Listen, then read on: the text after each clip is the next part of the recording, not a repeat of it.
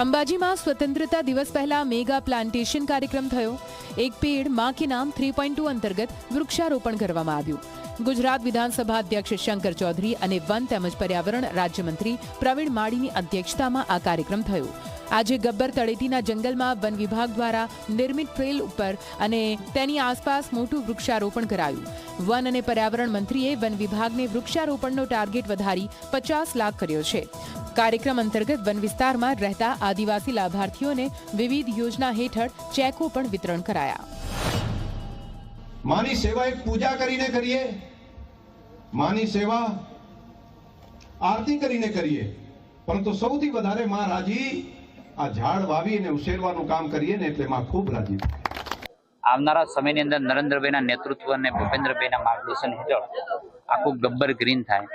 Green अरावलीना project हेठळ आखी Aravalli green थाय एना माटे आयोजन करेल छे। आ वर्षे 1200 हेक्टर थी वधु वृक्षोनुं वावेतर करवामां आव्युं।